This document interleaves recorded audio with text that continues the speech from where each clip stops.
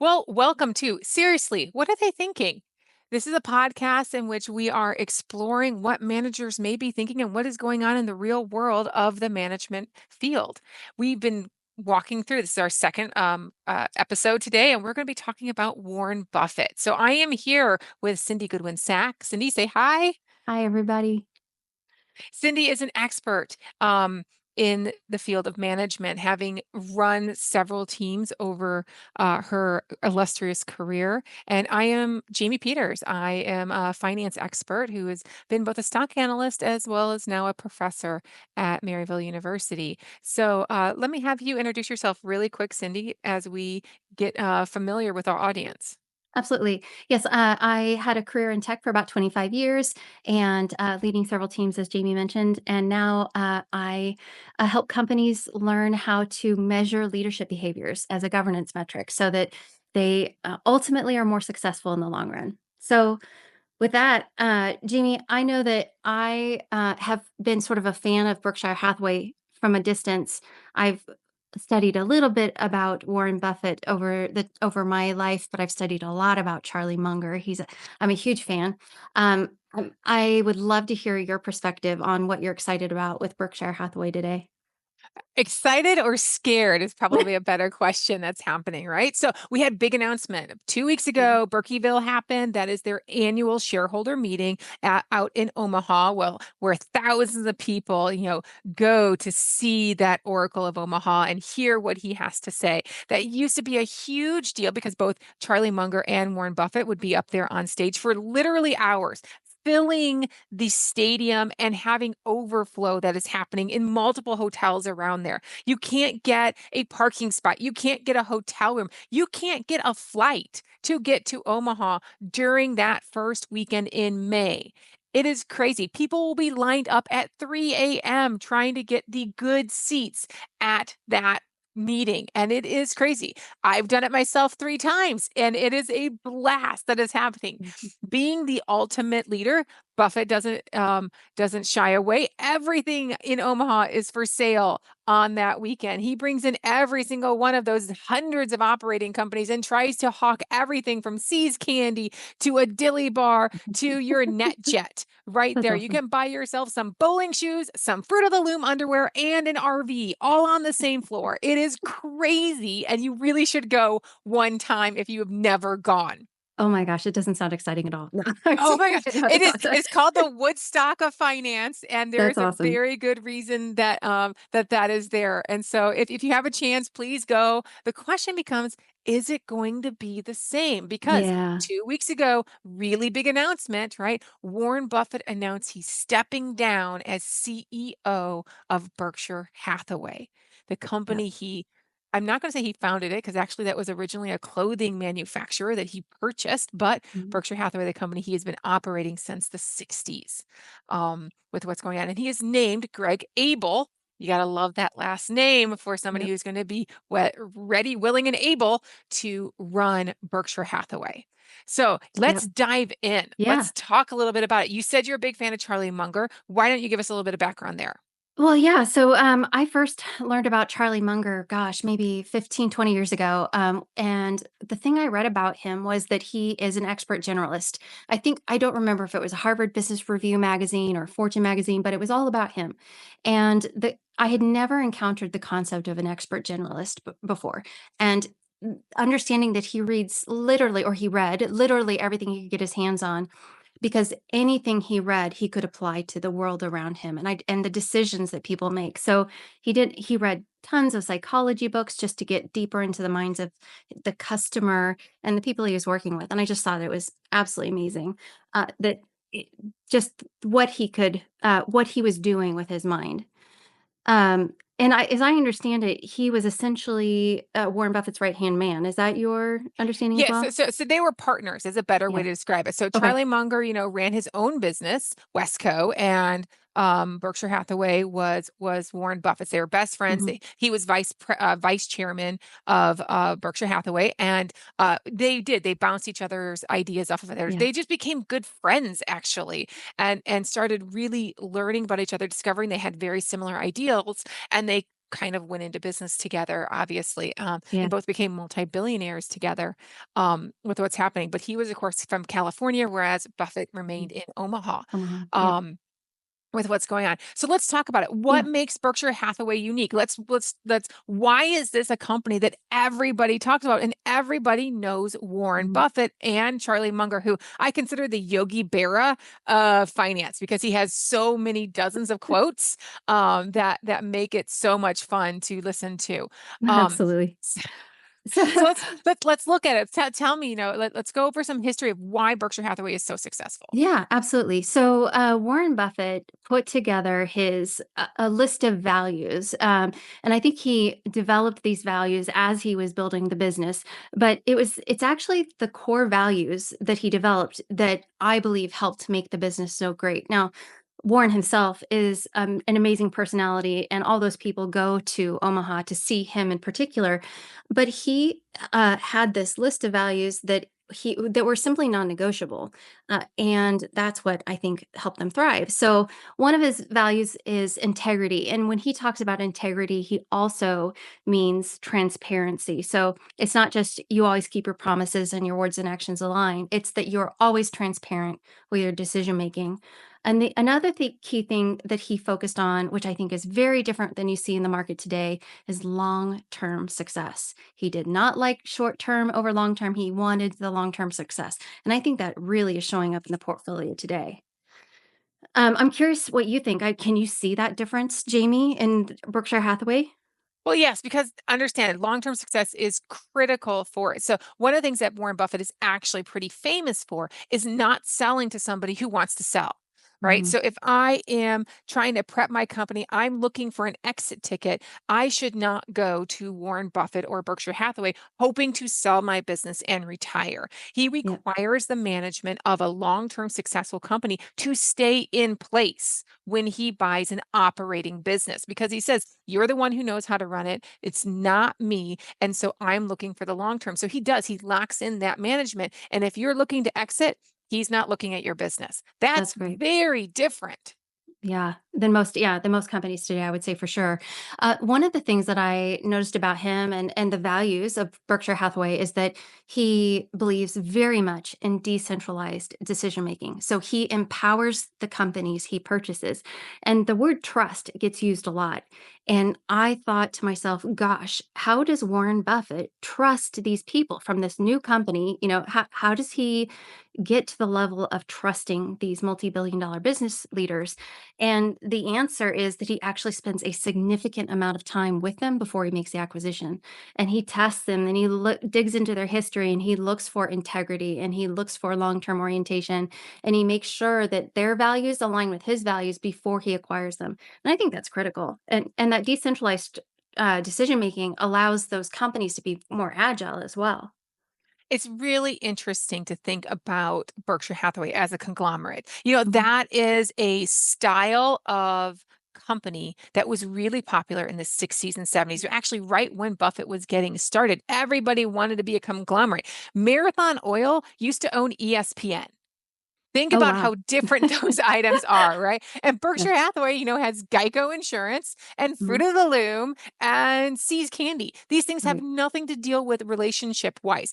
Mhm. However, unlike Marathon Oil and ESPN or any of the other kind of larger conglomerates that existed in the 1960s and 70s, Warren Buffett continued to operate almost all of his businesses as separate operating businesses. They were a collection of businesses, a portfolio Mhm. of investments rather than one operating entity for Berkshire Hathaway, right? It's actually pretty Mhm. interesting because you actually have to go to about, no, say 2010, 2005, when you actually started seeing some of Berkshire Hathaway's operating companies adopt the name Berkshire Hathaway. Because Yeah. Berkshire Hathaway was originally a clothing mill that Buffett owned years and years and years ago that was spitting out a lot of cash that he continued to use that operating. And as he bought See's Candy and Nebraska Furniture Mart and all these Mhm. other Cage Jewelers, etc., he didn't have them change their name to Berkshire this or Berkshire that.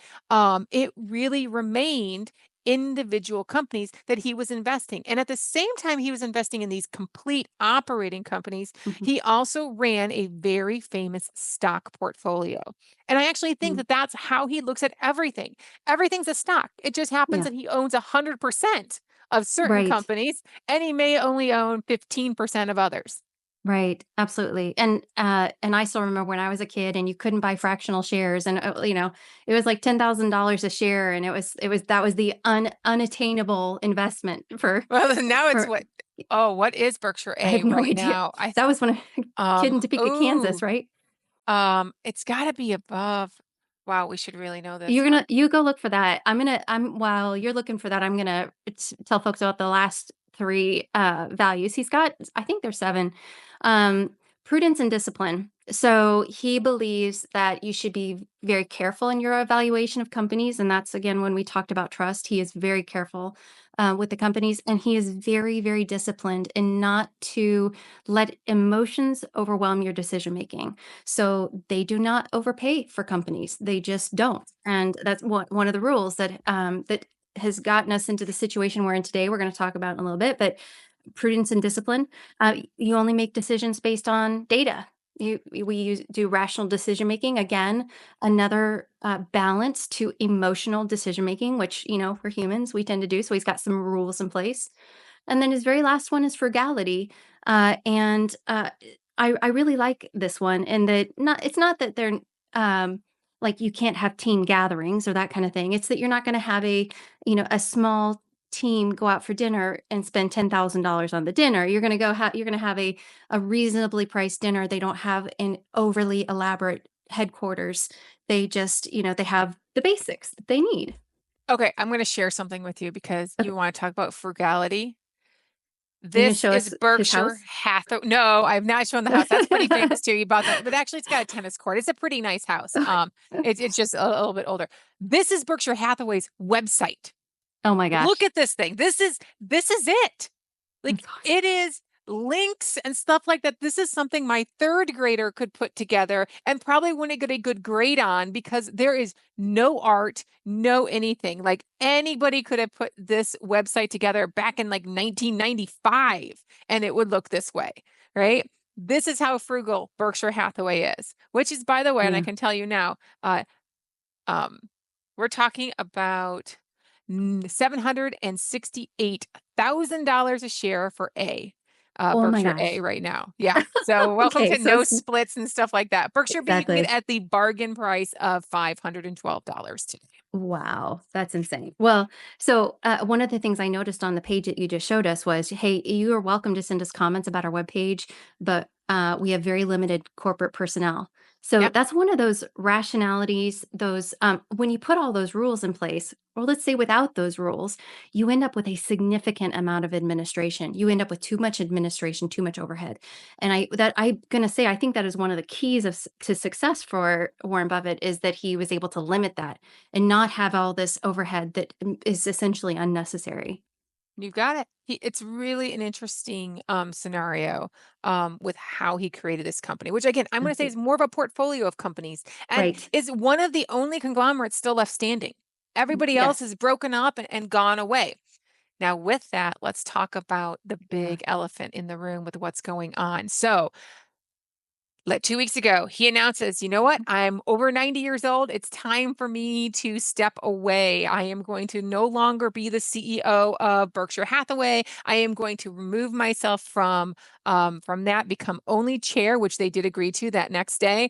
And Mhm. I have named my successor, Greg Abel. One we've already known is the heir apparent for quite some time. He is there. He is now stepping into that role. He has operated at Berkshire Hathaway for quite some time. He's run their utilities business. He's very understandable with the insurance business. So he is Mhm. going to be a good operator. And the market and the investors, the professional investors at least, know him fairly well. But if you ask anybody on the street, you're going to find that not many people know Greg Abel.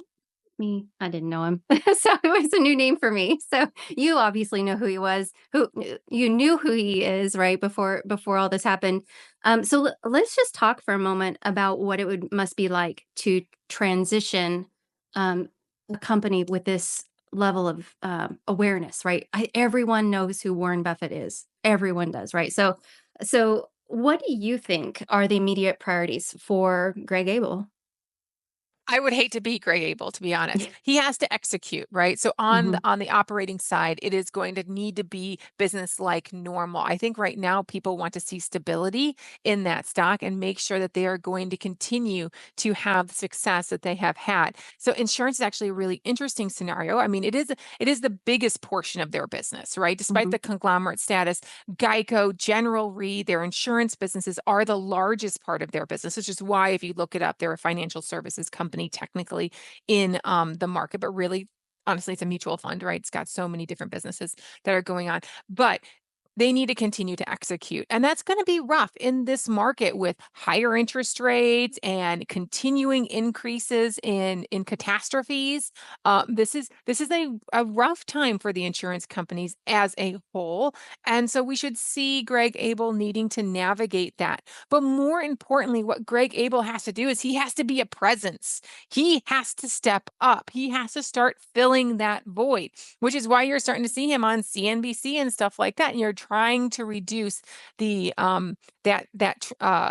presence of Warren Buffett. We need to separate Berkshire Hmm. Hathaway from Warren Buffett because Berkshire Hathaway is the entity that is going to survive, and it's now going to be Abel's Berkshire Hathaway, Yeah. not Buffett's. Yes, absolutely. And if you think about the employees that work there, I just looked it up. Their average tenure, and it depends on location, is around 5 to 10 years. So a lot of their employees have been there for a long time, and I'm sure, in their minds have Berkshire Hathaway commingled with Warren Buffett. They probably think they work for Warren Buffett. Probably not Berkshire Hathaway, right? So then the question is, how do they how do they feel that their jobs are going to be safe? And I would imagine from an internal perspective, just the employees alone, Greg Abel's also got to be making some reassurances that everyone is safe, to get them to calm down and essentially focus, right? So they're not distracted from their day to day jobs. And he has this whole separate issue with every investor out there that is either owns stock or cares deeply about the stock and Warren Buffett. I actually find that an interesting comment there, Cindy, because I would actually not think that a lot of people are worried about their jobs inside of Berkshire Hathaway. And the Interesting. reason I say that is because of that decentralized management Oh, structure that Buffett is famous for. People right. may worry actually that Greg is going to start interfering when they have always been fairly autonomous. Hmm. So I'm not sure if that is the number one issue that they've got, but I do think that changing in culture and continuing the culture is Yeah. definitely something that everybody's gonna be worrying about. Yeah, for sure. Yeah, for sure. So let's talk a little bit about that. You and I were talking a little bit about the transition Uh-huh. from Warren Buffett to Greg and Abel, and I think this is a really important thing. And you had shared with me that Greg Abel has been sharing the stage with Warren Buffett for several years. What has Yes. that looked like in the last few years?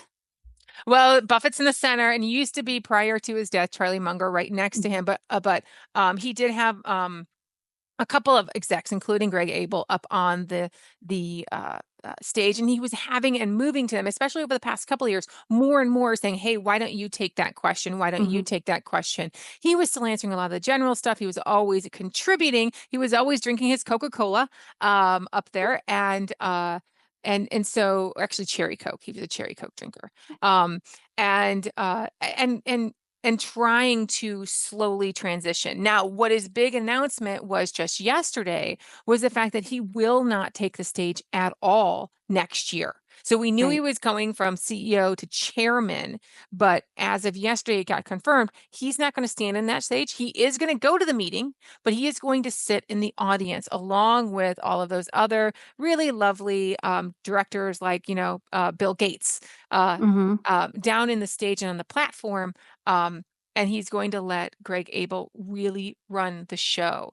And Yeah. this is a interesting timing. It's an interesting conundrum. I think if you were the management transition individual, so I'm going to look for you to tell me what we Yeah. should be doing here, because I would think it's important to give Greg his that rope, but is this too much too fast? Should there have been a transition year where, okay, I'm chairman, you're CEO, it's just us two up there, Mhm. and now the next year, or I'm going to be up there half a day, not a full day, or something like that. Is the transition too quick? So, um, I don't think so, and I know it feels like a bit of a shock, but I think if I were in Warren Buffett's shoes, I would be worried about my how long I might live, and I hate to say that, I want him to live forever, he's amazing, but it's just not gonna happen, and so, had they maybe put Greg out a little bit more further front last year, right? Maybe he had a bigger role or something like that. That could have made sense. But I think what might have to happen is that he gives Greg all of the space, but sits in the audience, like you said, supporting him. So when Greg spends a year understanding the business and setting a new vision, potentially tweaking the culture, that Warren Buffett is cheering him on in the audience. Because what you don't want to have is where it appears that you have these two powers fighting over what the right direction is. And so my opinion is that Warren Buffett has to have as much time as possible supporting every decision that Greg Abel makes to try to transition that goodwill to Greg. All right. So I'm going to tell you what I think Greg Abel's biggest issue is going to be. Okay. And that man is sitting on $347 billion of I cash wish and I had that securities. problem. Or cash, sorry. 657 billion of cash and securities, $347 billion of cash. Poor They guy. have it everywhere. They've stuffed it in every single mattress or put it into every single company. They have so much cash. 29.9% of assets is just cash at this business. Some of it's And required for the insurance operations, but a lot of it is just excess profits that they don't distribute. They're famous. Berkshire Hathaway is famous for not paying dividends. They do not. yep. They paid it one time back in like 1967. And he said it was a big mistake and he's never going to do it again. And he lived up to his I, word, right? that's right. They do some share buybacks, but they're Okay. small. And there was actually kind of a running joke for just decades. If Warren Buffett came out and said, "Hey, I think XYZ stock is a good buy," which is what basically you're doing when you say, "I'm going to buy my own stock," then the stock would go up, right? Yeah. So this What's the happened many times, actually. Warren Buffett would come out and say, "I'm going to authorize my company to repurchase shares." And then that frugality would hit. As a result, when he announced that, the share price went up and they kind of went, well, I guess it's not now that I good can of a afford buy it. anymore. That's right. And so I'm not going to rebuy. And I am Yeah. not purchasing my own shares back in. And so he would just kind of, go, I guess not. And some of Yeah. that would go away. He has not purchased any shares in the past almost year. It was like Okay. May 2024 and the last time they purchased any shares. And yet we've seen that cash continue to rise. I mean, it has gone up by another $20 billion since just the beginning of the year. Like it's Okay. just growing and growing and growing. And if we go back to just the principles, I like how we got here. Why do they have so much cash? It's that discipline, right? We only buy companies after careful evaluation. It's that frugality. We will not overpay for companies, and the market is just very inflated right now. I imagine there aren't many companies out there that he thinks are priced correctly. So there So, are two reasons behind that cash. Okay. I mhm, absolutely agree with what you were saying. Number one, the insurance companies have to have ready cash available. And right? actually they've come out and said at least 100 billion. Okay. So Okay. 100 billion, not 300 billion, but at least 100 billion, because if a catastrophe hits, they need ready cash to be able to pay out those claims immediately. Right. Hmm. So that makes sense why there is a fairly substantial amount of cash in the company as a whole. However, the second one that they've come out and said is that they want to be ready when opportunity hits. So, because they are frugal, because they are rational, they are willing to swoop in and buy when other people are afraid to go ahead and deploy capital. That's when they've gotten some of their best buys that have been happening. However, we're talking about tiny companies at this point compared to the overall industry. They Hmm. have not purchased anything since 2022 when they bought Allegheny Corporation for 11.6 billion.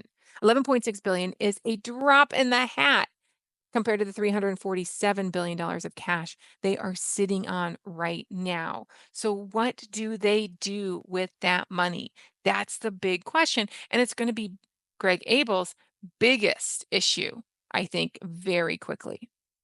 So, before this happened, I had no concept, but the transition came, and then immediately they talk about Greg Abel and cash. And I was like, what is happening? This is not something I normally think about. Having too much cash. This is not a problem I have in my life. And so I started to Or learn any other about it. company. Yeah, exactly. So and you explained it well to me. Help me understand, why is having this much cash a problem? A couple of reasons that cash. Number one, cash does not generate nearly the type of returns that you would Mm, expect on them. But it's more of the fact that because they are going to do it, they're going to go ahead and invest that cash. When I can't invest it in entire companies and in operating businesses, Warren Buffett and Berkshire Hathaway have typically deployed it into the stock market. And mhm, he's world famous for that. Everybody looks at that 13F every single semester. I used to write an article about the changes in that 13F every single back in my Morningstar days, because we want to know what Buffett is buying. mhm, And when I'm sitting on a lot of cash and they're not distributing it to me, I can go, that's okay. Warren Buffett's managing my money. I'd rather have Warren Buffett do it than nameless mutual fund guy do my, spend my cash. mhm, And because of the insurance, well, there's some leverage and stuff like that. It didn't feel that bad that they're triple taxed. Because let's be honest, mhm, that's what's happening. And that's where Greg Abel is going to start seeing a lot of people yelling. If I am investing in Coca-Cola stock, one of Berkshire Hathaway's most famous stock holdings mhm, that's there, then Coca-Cola has to pay taxes to get mhm, profits to the person who holds it, which is not me, it's Berkshire Hathaway, mhm, who then has to pay taxes on those gains before it gets to me, the shareholder. Triple taxation. If I go and do the same thing, if I simply buy it myself or I buy it through a mutual fund, which is a pass through entity, I mhm. only get taxed twice. So Right. why am I voluntarily paying another layer of tax to invest through Berkshire Hathaway if my goal is that I'm investing in the stock market? When it's Warren Buffett and he does such a great job, maybe I'd You be let it okay go. with that. Yeah. Yep. Maybe not so much with Greg Abel. And so that's the biggest conundrum, right? You're going to Mhm. start seeing more and more people screaming. Now, I don't want you to think that Buffett was giving a free pass. Actually, in the past couple of years, there's been a lot of people going, I'm sure. hey, what's going on with your cash balance? I mean, to give you an idea of just how bad it's gotten, let's go back to 2022. 2022, June 30th, 2022. $105 billion worth of cash. 105 billion, which is a lot. But Yeah. between 2022 and now, less than 3 years Yeah. later, it's gone from 105 to $347 billion. So he And the runs really profitable businesses, but he's not willing to put it in the market and he because the has market is not been overinflated. willing to Yeah. give it to me in dividends, Mhm. and he's Yeah. not willing to buy back his own stock for the past Right. year either. What the hell? Right? Yeah. And he's only bought one Mhm. company, Allegheny, for 11.6 billion, which is a drop in the bucket. Right. So that's the issue that I see Greg Abel having. And it is a very different issue than every other company that I can think of outside of the technology giants, right? You often Yeah. hear this type of comment with Apple, with Microsoft, et cetera. Mhm. But most of those companies, like Microsoft, have Mhm. implemented dividends as Dividends, a right. result. So So let's as talk a about that. finance person, give me my money. Yeah, so let's talk about that. So Greg Abel's now got to figure out what he's going to do with the cash. And so Yes. it sounds to me his options are hold it, wait and hold it. In which case, if he does it and people get angry, they will sell their stock and the value of Berkshire Hathaway will go down, right? That's essentially, Yes. yeah. Um, and, he can invest it, which it would require him to change those principles, in my opinion. I think frugality is what's preventing them from doing that now, right now. So the question is, will he break that rule? Will he change that rule? Yeah. Create a different culture, or or he could pay a dividend, right? Yeah. What other options could be at in front of him? By other companies, right? If it, Mm, and yeah, but that again, the frugality issue is going to be mhm. there. It was actually really interesting. Charlie Munger's been gone for a little over a year now, Yeah. with what's happening. But back in April of of this year when Trump announced Liberation Day and the stock Mhm. market started falling apart and it dropped by about 20% in a matter of a couple of days. Mhm. Um, Interestingly enough, CNBC's headlines covered Charlie Munger with what's going on. And it was very intriguing. So I, of course, clicked on it. Uh-huh. And basically they were sitting there saying, look, Munger was like, I don't care if it drops by 50%. I've gone through Berkshire Hathaway dropping 50% like 4 times in the past 30 years. Right. And every time it's been a great buying opportunity. I love it. And that's just my attitude. And so stop worrying, people. Calm down. It's been really fascinating. He just is Yeah. very matter of fact, blunt, and you know, run in where others fear to tread type of situation. And so that could be the argument that's being there, but it's not an argument I want. And Yeah. it's not an investment that I particularly am in love with in this moment. Right. Yeah. It is interesting. I can't imagine which way he'll head with this thing. So let's talk just for a moment. Like, uh, you said it's the longest standing conglomerate, right? And could it be It's one of the longest standing. I'm not one? sure if it's the longest. I haven't looked that one up. Okay, yeah, no worries. Is it possible that these things can just simply grow too large? Yes. I think so. So is the question becomes, can Berkshire Hathaway be broken up or something like Yeah, that? that was one of my questions. Yeah. Yes, yes, they can. I really don't see that in anywhere in the near future with what's going on. It's probably more likely that they would implement a dividend or something like that and go ahead and disgorge some of this cash in an Mhm. alternative method. But the business itself is doing fairly well, and there's no reason why this structure cannot continue to Yeah. survive this scenario. Now, if they cannot buy additional operating businesses. If the operating businesses they start going south, then you might start seeing some calls of, nope, let's break this up. I really want to be able to isolate the insurance business from the other operating businesses, the manufacturing from the utilities or something like that. But that long-term view, those essential long-term view components should help prevent that. Sure. Yeah. Well, so other than when you what are the consequences for paying a dividend? Like other than if I hold a share of Berkshire Hathaway, I don't pay tax. When I receive dividends, I pay tax. So there is a consequence for me to receive the dividend. But I mean, thinking about the company itself long term, do you see if they do a one time dividend to shed some of the cash, return it to their shareholders? Is that a No way. No no? way. Not going to happen. Why No not? way. Why is it? Why? I mean, they might pay a special dividend, but typically what happens is companies introduce a regular dividend in the first Yeah, place, right? sure. So a standard one. And here in the United States, and it's different in different countries, so I need to say this. Here in the United States, when we establish a dividend, it is an implicit promise that you are going to make at least X, Y, or Z's payment every single quarter from here Mhm. until eternity. You do not cut the dividend. Right. And that is a problem in an insurance business who Yeah. may see some very big fluctuations in their cash balances if another hurricane hits or something like that. So we do have that issue associated with it. Number two is you admit for the first time, you're going to admit, I can't deploy all this money. I have gotten Yeah. too big. And that's a reputational hit Right. that they don't necessarily want, especially because their next purchase may be something that is worth 100 billion, not just 11 billion dollars, right? Or 200 billion dollars, and they've got the cash right now to go ahead and go out and buy somebody that big Mhm. with what's going on. I don't exactly know. I know that when you see other companies that are awash in cash, you're talking the Apples, the Microsofts, Mhm. these kind of fairly large Mag 7 type of companies, they want that cash because they want to be able to purchase that next generation business with Right. what's going on. They want to have, I mean, you worked in tech, right? So Yeah, yeah. Cisco wants to be nimble and be able to buy out its small, could be taking over my business someday Mhm. competitors before they get big because that new idea, that new technology is going to be sustainable. Mm.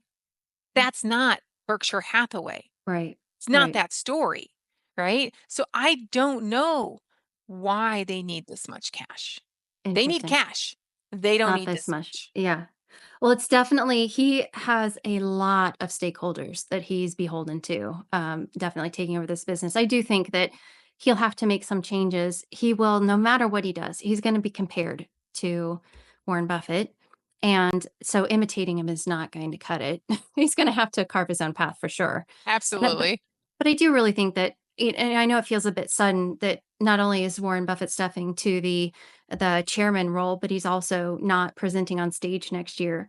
I think the fact that he will be in the audience and people, maybe they're just going to be curiosity seekers. I think they're still going to go. As a matter of fact, I think you and I should go. I'm like, I want to see this thing. I've never been. I would love to. It is so much fun. I would highly recommend it for anybody. Next May, go, go, go, because it is a fascinating scenario. You can run a 5K.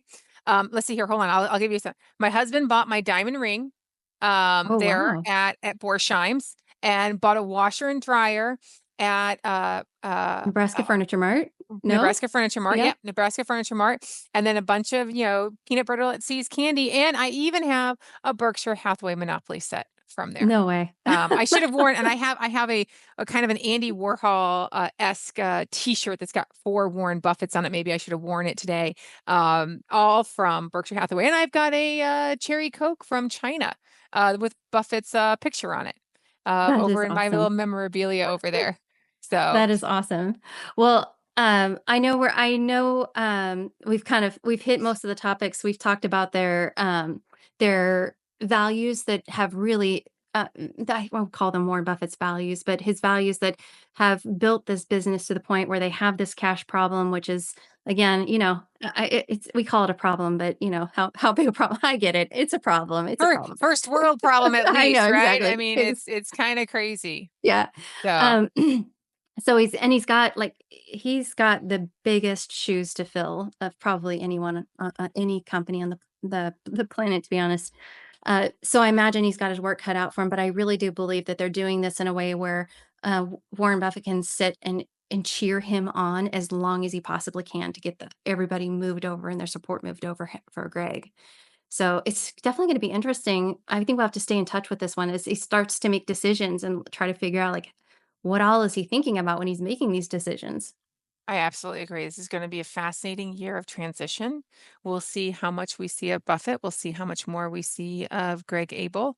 And I guess we'll all watch CNBC and Becky Quick because she was always the one who interviewed Buffett, and see if she's starting to interview Abel more as he tries to step out of that limelight. That's awesome. And I Yeah. think you and I also for our next episode have Family Dollar and Dollar Tree lined up, the saga. Yes. Yes. So there's going to be a very different scenario than what we were talking about. Right now, we are talking about a company that has an embarrassment of riches, right? That's Berkshire right. Hathaway. And now we're going to move into like one of the worst acquisitions. So That's we've got right. a company that does great acquisition after great one. And now we're going to go with a company that you just want to go, What were they really? thinking? What were they thinking? Yeah, like this is such a bad idea. Yeah. And you were competitive and you're going to pay the consequences. And they still are paying the consequences to this day. So yeah, let's talk about it. I'm looking forward to it. Awesome. Very good. All right. Thanks, All Jamie. right. See you next time. See ya.